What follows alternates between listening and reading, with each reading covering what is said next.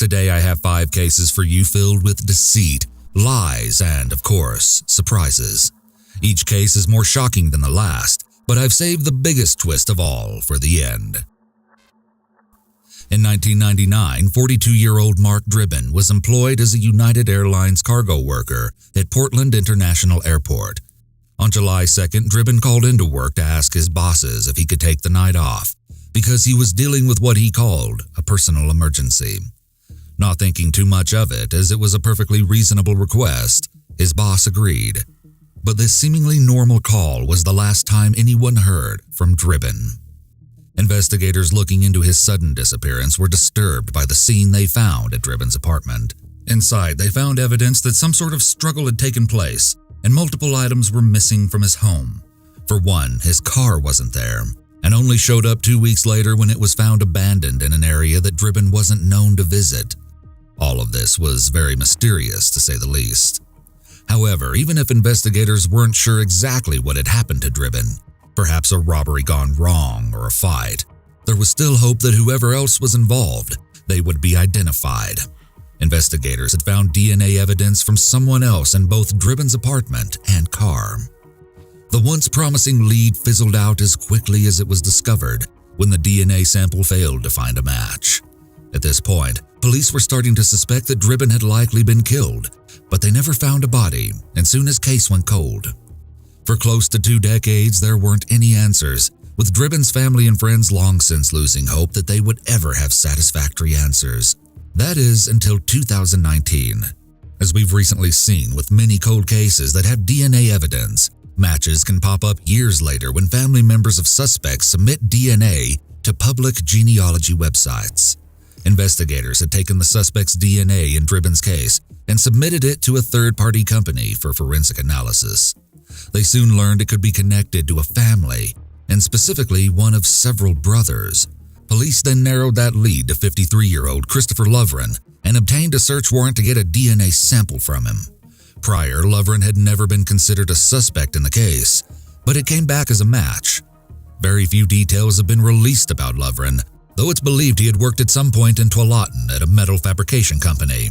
Lovren was arrested, and several weeks later in May 2020, investigators decided to search his property, hoping that they might finally recover Dribbin's body. Even all these years later, it was during the search of Lovren's shed that they stumbled upon something alarming. It was a body. Now, being as they were looking for a body, this shouldn't have been a shock, except that this dismembered body looked nothing like Dribbin. Beyond that, Dribbin had been missing since 1999, and his remains would have been highly decomposed or even mummified. But this body couldn't have been dead for more than a few months. There was only one answer.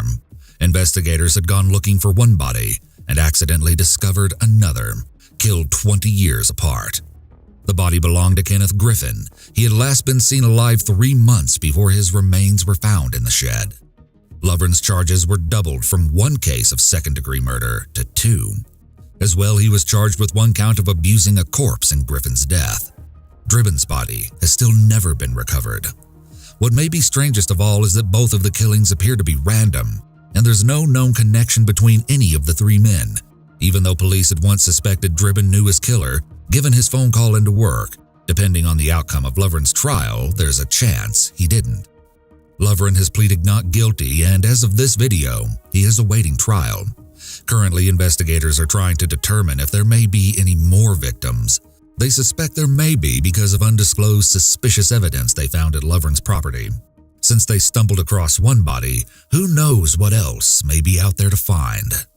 Though the result of Dribbin's case is not yet known, this next case has come to a conclusion, though I doubt you'll find it any more satisfying, as it is nothing short of tragic. In the mid-1980s, Patricia Stallings was working as a convenience store clerk in St. Louis when she met David.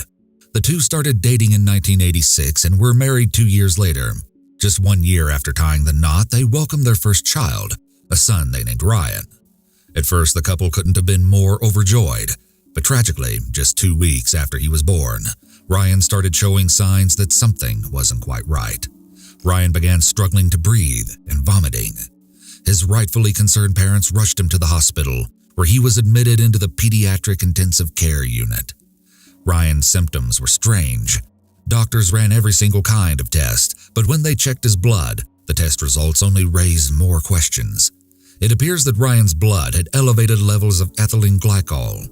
Horrifically, one of the explanations for this elevation was that it was caused by antifreeze poisoning. Obviously, the doctors caring for Ryan were worried that this was the case and went to the police to share this concerning information. Until an investigation could determine the cause of his illness, Ryan was put under protective custody. After 2 weeks in the hospital, Ryan appeared to recover and was released. Rather than return home with his parents, he was turned over to the custody of family services. Still, Patricia and David were allowed to visit Ryan every Thursday, and they continued that way for 3 months. Then they saw him on August 31st for what seemed like a regular visit. But only 4 days later, Ryan was once again hospitalized. Police arrested Patricia the very next day, and she was charged with assault under the assumption that during her last visit with Ryan, she had once again poisoned him. 2 days after her arrest, Patricia was told her son was dying. Doctors treated him for ethylene glycol poisoning, but it wasn't working. Tragically, Ryan died soon after. Patricia was charged with the death of her 5-month-old son. A bottle of antifreeze was found by the police in the Stallings home. Patricia adamantly denied that she would ever harm her baby, never mind kill him. But despite this, she wasn't allowed to attend his funeral. No matter how much Patricia proclaimed her innocence, no one could explain Ryan's blood test results or the strange circumstances surrounding his death. So when the case went to trial, Patricia Stalling was found guilty of first-degree murder and sentenced to life in prison. Unknown to both Patricia and her husband, she had been once again pregnant at the time she was charged. Patricia ended up giving birth to a second son, who she named David Jr. while behind bars. Of course, Patricia was in prison for the death of her first son, so this baby was immediately taken away from her and placed in foster care. Not that she could have kept custody while incarcerated. In fact, she was only allowed to visit her second son on 2 occasions and was never alone with him. Yet soon after he was born, it was clear that there was something wrong with this baby as well. He was listless and refused to eat, similar to the same symptoms that Ryan suffered from before his hospitalization. He was rushed to the hospital, and it must have felt like deja vu for the parents who had just experienced this same horror the year before. But unlike before, David Jr.'s test came back with the diagnosis of methylmalonic aciduria. Methylmalonic aciduria is a genetic disorder that created excess propylene glycol, but not ethylene glycol as was found in Ryan's blood tests. David Jr. was treated with vitamin B12 doses and recovered completely fine. Patricia's defense attorney argued that due to the similarities in their symptoms, Ryan had actually been suffering from methylmalonic aciduria just like David Jr., but unlike his brother, he had been misdiagnosed. The 2 types of glycols are very similar, and it wasn't out of the question that they could have been mixed up during lab testing. However, it wasn't until Patricia's case was featured on Unsolved Mysteries that any real answers came to light. A biochemist saw the show and decided to get involved. He tested the blood sample from Ryan and passed the results over to Dr. James Shoemaker, the director of the Metabolic Screening Lab at St. Louis University. He concluded that Ryan had also suffered from methylmalonic aciduria. In July 1991, after Patricia had spent 14 months behind bars, she was released while she waited for a new trial.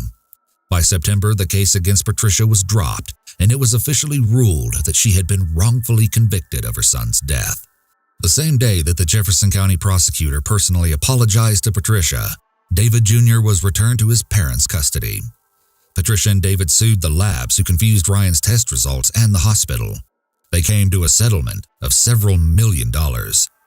However, in another tragedy, this case doesn't have a very happy ending, as David Jr. died in 2013 at only 23 years old. On April 28, 1997, Celeste Nurse gave birth to her daughter Zephanie in Cape Town, South Africa. Celeste and her husband Mornay were overjoyed. They had their nursery ready and set up, decorated in blue, yellow, and white. The only thing that was left was to take their new baby home. For 3 days after Zephanie was born, Celeste held her, forming that special bond between mother and daughter while the couple waited for permission to take her home. But then something went horribly wrong. On April 30th, a woman dressed in the hospital's nursing uniform took 3-day-old Zephany out of Celeste's room. Celeste, a bit drowsy from pain medication, just assumed that the person was a maternity nurse. Why else would they be wearing the colors of the nurse's scrubs? But sometime later, when she was woken by another nurse, there was no sign of Zephany. The nurse asked Celeste where her baby had gone, and Celeste told her about the other nurse. She was horrified to learn that the hospital hadn't sent anyone into her room. There was no sign of Zephany. Still, there were some clues left behind, including a pillow found discarded in a tunnel through the hospital that led from the maternity unit to a road just outside the hospital. You may be wondering why a hospital would have a tunnel that someone can use to flee after stealing a baby. I know I was. Well, the hospital says that the tunnel was designed to help connect to the hospital's old main building, to the psychiatric department and the outpatient section. But in Zephany's case, it was used for her kidnapper to vanish without a trace. After Zephany's disappearance, the tunnel was understandably closed. As more clues emerged, one thing became abundantly clear. Whoever took Zephany had planned the kidnapping down to every detail. The pillow found in the tunnel had likely been used to fake a pregnant belly, because no one would question why a pregnant woman was in the maternity ward. They had also worn a uniform which matched the maroon pants and oatmeal top the nurses wore. It was also revealed that another mother had woken to find the alleged kidnapper holding her baby. When she asked her why, the woman was friendly and said that the baby had been crying and she was comforting it. It seemed like she had gone to the hospital to take a child, and she didn't care which one she took. All of this information didn't help to reveal who took Zephany or where they'd gone. The police were called, but they didn't come up with any leads. Celeste and Mornay were distraught, but were told that investigators would keep looking for their missing baby. They were sent home without Zephany. The story made headlines, and the public helped to find a few strong leads at first. One concerned citizen called the police to say that their neighbor, who they hadn't seen pregnant, now had a baby, but it turned out the child was a boy. Another instance in 2009, someone called and said they knew about Zephany's whereabouts, but wanted to be paid for the information. Mornay even wore a wire to meet up with the informant, but the person never showed up. For an agonizing decade, the nurse family were tormented by false leads like this, but Zephany was never found. Since Zephany had disappeared, the nurse family eventually had 3 more children. All of the children look a lot alike, something that has let the nurses imagine what Zephany may have looked like. This story then took a strange turn. In January 2015, school started for the Zwanswyk High School in Cape Town. For a 17-year-old girl named Michelle Solomon, it was her final year of school. It seemed like any other first day, except that throughout the day, other students kept telling Michelle something odd. One of the new students, a girl 3 years younger than her, apparently looked just like her. At first, Michelle thought it was weird, but not that interesting. After enough kids commented on the striking resemblance, Michelle decided to have a look for herself and met up with this other girl in the corridor of the school. Instantly, Michelle felt like she knew her. The younger girl, Cassidy, also took an immediate liking to Michelle. The two became fast friends, spending a lot of time together. Michelle would call Cassidy baby girl, and she would call her big sis. People still commented on how much they looked alike, and they would even make the joke that they must have been related in another life. Michelle and Cassidy took a selfie and went home to show their families the new friend they'd made. Michelle's mother, Lavona, said that the girls looked quite similar, while her father, Michael, said he recognized Cassidy from the electrical store her father owned. They thought the similarities between the girls were interesting, but nothing remarkable. Cassidy's parents had a very different reaction. You see, Cassidy's parents were Celeste and Mornay Nurse, and they couldn't stop staring at the other girl in the photo with their daughter. They told Cassidy to ask Michelle if she was born on April 30th, 1997. When she did, Michelle said, "Why? Are you stalking me on Facebook?" A few weeks later, Michelle was called to the headmaster's office during class, where 2 social workers were waiting to speak to her. They told her about a baby girl named Zephany Nurse, who had been abducted from the hospital 17 years ago. They told her that she may have been that baby. Michelle was sure it was a mistake, but agreed to take a DNA test. The result shocked her. Michelle was actually Zephany Nurse. Her true identity had only been uncovered by her chance friendship with her biological little sister and a selfie. For Mache, her entire life was turned upside down. She wasn't allowed to return to her home and was placed in a safe house. The woman who had raised Mache and who she believed to be her mother was arrested and charged with kidnapping and fraudulently claiming to be the mother of a child. Michael Solomon was just as shocked. He had believed Mache was his biological baby. 17 years earlier, Lavona had been pregnant, but police believed that she hid a miscarriage and faked the rest of her pregnancy before she stole Zephany and brought her home as her own child. The Nurse family, on the other hand, finally had the happy ending they never thought they would see. As it turns out, Mache had been raised only 3 miles from her home. At her trial, Lavona Solomon denied any wrongdoing, and the judge even commented on her lack of remorse. But despite this, she was sentenced to 10 years in jail for kidnapping, fraud, and violating the Children's Act. Today, Mache still struggles with the turmoil of this revelation. She may have 2 families, but the circumstances of her kidnapping have left her with a fractured relationship with both. She has, however, perhaps surprisingly, chosen to keep the name Mache Solomon, who she was raised as rather than the one with which she was born. Moving on, our final 2 cases go hand in hand, as both seem like they have fallen right out of the pages of a spy novel, except they are both shockingly real. Georgy Ivanov Markov was an author and playwright in the 1950s and 60s, known for his critical writings about the communist regime in his home country of Bulgaria. Some of his more outspoken works ended up being banned, but despite this, Markov found success. Still, as you can imagine, the Bulgarian government wasn't particularly pleased with Markov's criticism. Eventually, in 1969, Markov decided to defect and flee to the West, where he moved to London, England. On September 7, 1978, 49-year-old Markov was headed to work across London's Waterloo Bridge when something only slightly out of the ordinary occurred.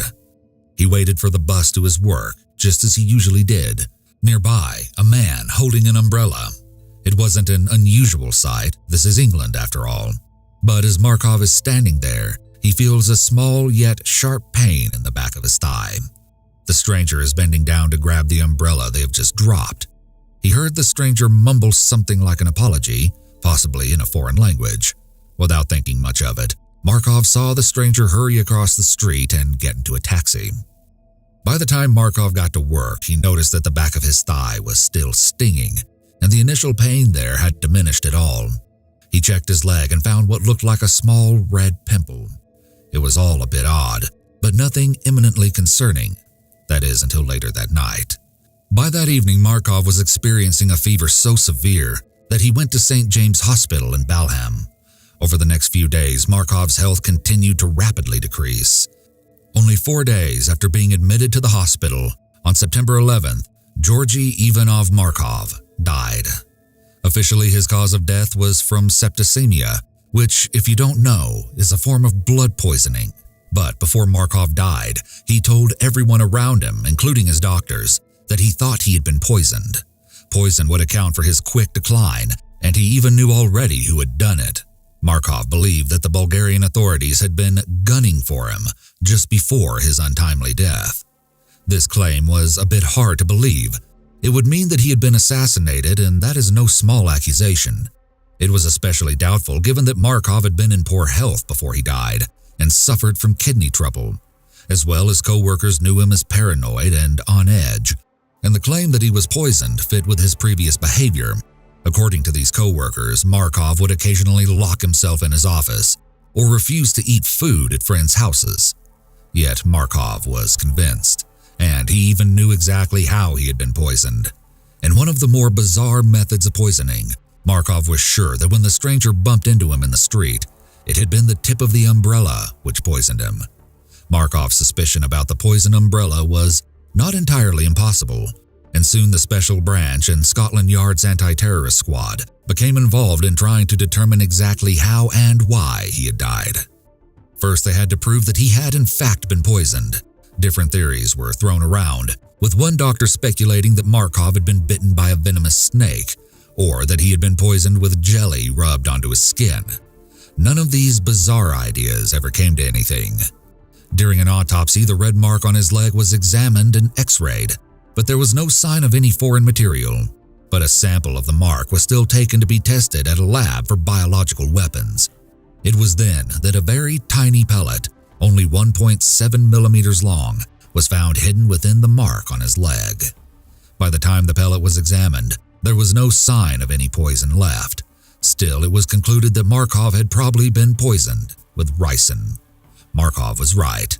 He'd been killed with an umbrella that was specially designed for unsuspecting assassinations and weaponized to shoot a pellet and administer poison.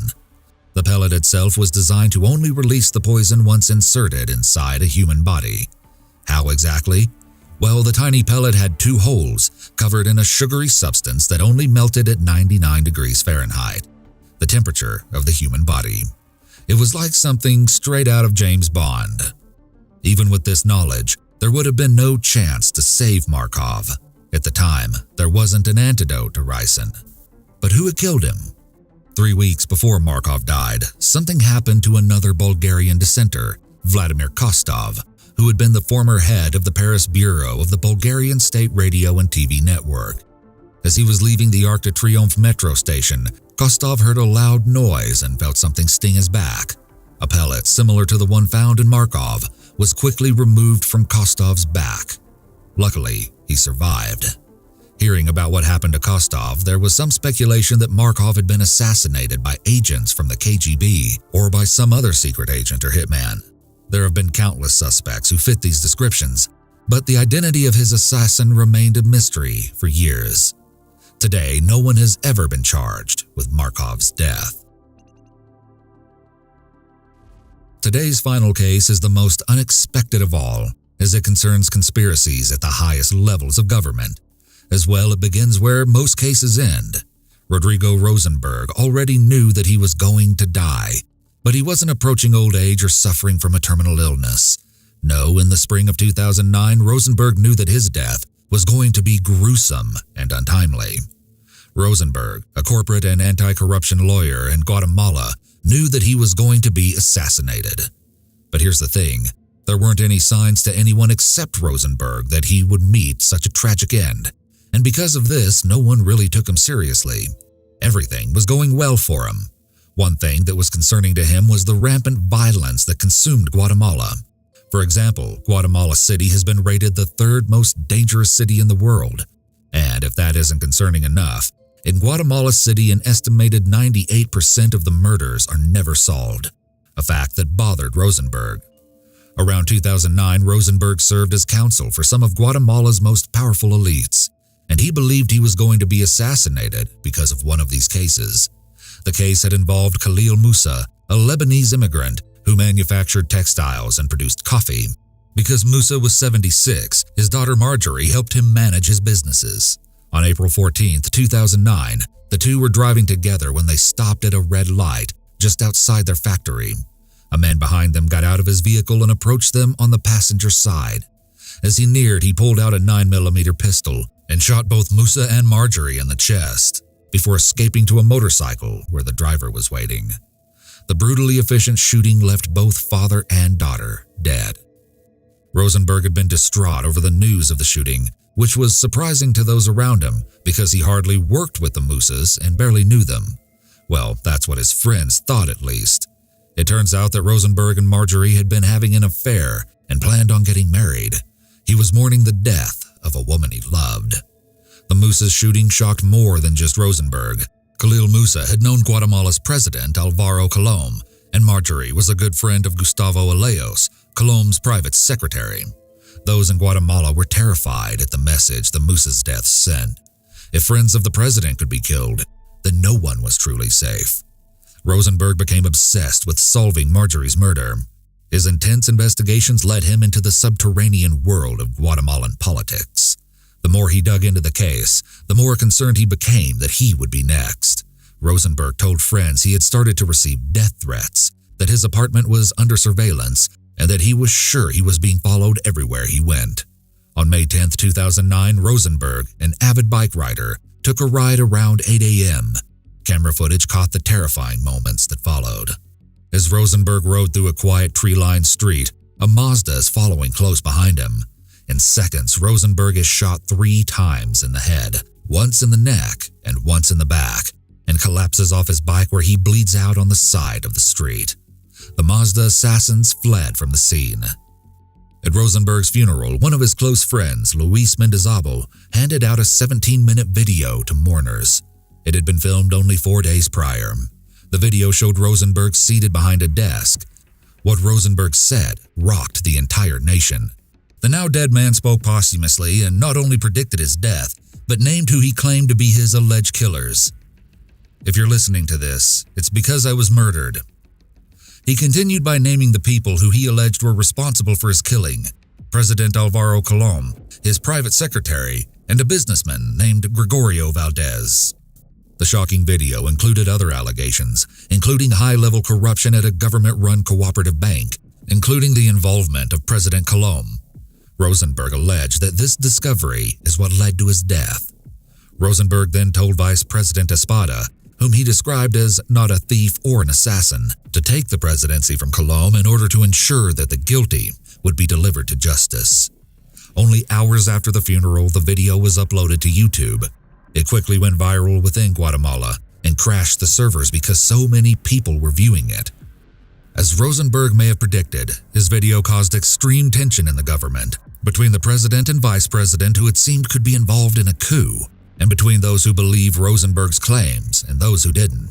But the truth of it all was even more twisted. In January 2010, the truth of what actually happened finally came to light. As it turned out, shocking much of the country, President Colom had nothing to do with Rosenberg's death. Two brothers, Francisco José Valdez Pais and José Estuardo Valdez Pais, were accused of hiring hitmen after being asked to do so by none other than Rosenberg himself. The Pais brothers had been Rosenberg's cousins through his previous marriage and had allegedly agreed to find hitmen for Rosenberg after he told them he feared for his life. Rosenberg negotiated the specifics of the hit, telling the hitmen descriptions of what their target looked like and where he would be. He also paid the hitmen's fee of 300,000 quetzal. Rosenberg even went as far as to fabricate evidence, including buying 2 phones, one which he used to send himself threats, and the other he used to contact the hitmen. The target he gave the hitmen was himself. Rosenberg then recorded his final video, blaming his death on the president, but Rosenberg had technically taken his own life. With this shocking revelation, more information about Colom's state of mind was revealed. We already know he was mourning the loss of Marjorie, but his mother had also passed away. He was going through a second divorce, and his wife had moved his children to Mexico. Hearing the truth finally come to light, Colom was publicly vindicated, though he said he had no rancor in his heart over the ordeal he went through at the hands of Rosenberg's manipulations. The real question that remains is why Rosenberg had gone to such elaborate means to stage his death. Did he really want his death to spark reform that would end corruption in his country? Or was it all about revenge? Some suspect that Rosenberg believed Colom may have been involved in Musa and Marjorie's deaths, though no connection has ever been proven. But this belief would explain why he had gone to such lengths to frame Colom. However, we may never know the truth, so you can be the judge of that.